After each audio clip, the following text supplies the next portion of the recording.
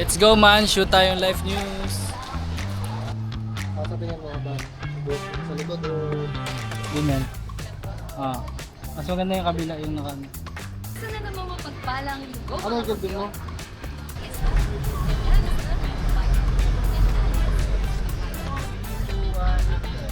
Isa na namang mapagpalang linggo, mga linggo. At for the first time mo dito, welcome home. Dito ko pa siguro ko. Yan, para maano yung uliran niya. Pasay siya. Okay. Sige. At for the first time mo dito, welcome home. Nagkaganap mo makasama ka. We believe that it is not an accident. Because God has an amazing plan for you. We are excited to learn about it.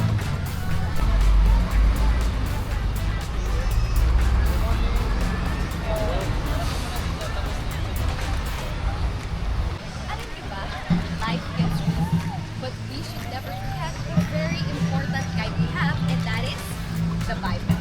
It is not just a book.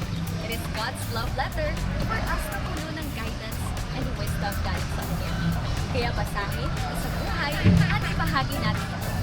Kaya tara, ating balikan ang lahat ng kaganapan last week dito lang yan sa Life Tips. God's Word in Action. Yes!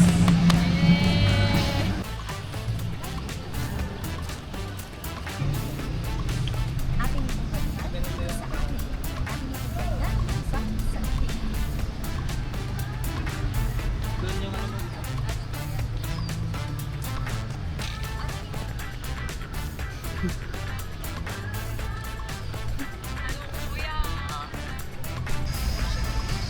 Ano?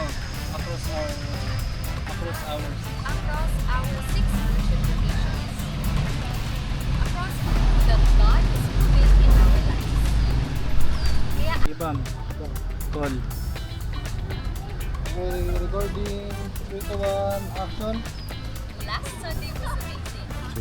Isa that God is moving in our lives. Ating itong balikan dito sa Sunday Recap. Okay. Last Sunday was amazing as we heard different speakers across our 6 worship locations. Iba-iba man ang pagsalita, isa ang mensahe that God is moving in our lives. Ating itong balikan dito lang yan sa Sunday Recap. Okay na yan, Kuya Eli? We are waiting. Sige lang, sige lang. And that's for this week. Yung araw ng mga Kaya I challenge you to keep reading. Kaya I challenge you to keep reading the Bible and experience its power sa buhay.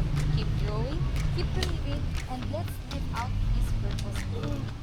Kaya keep on growing, keep believing, and let's live out God's purpose and live out His purpose every day. Be blessed at kita-kits ulit. Sorry kuya, ito pinakauli, hindi ko nasauli. Sige lang, go lang. And that's it for Wala this pa week. naman mga kasama mo. And that's it for this week. Remember to And that's it for this week.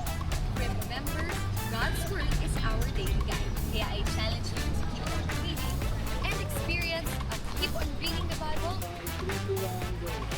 And that's it for this week.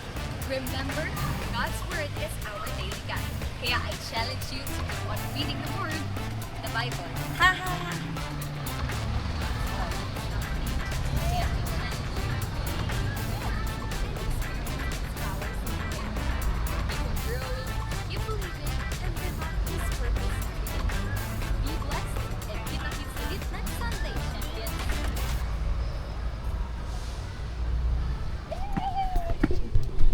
It's a wrap you. Yeah, it's a wrap up.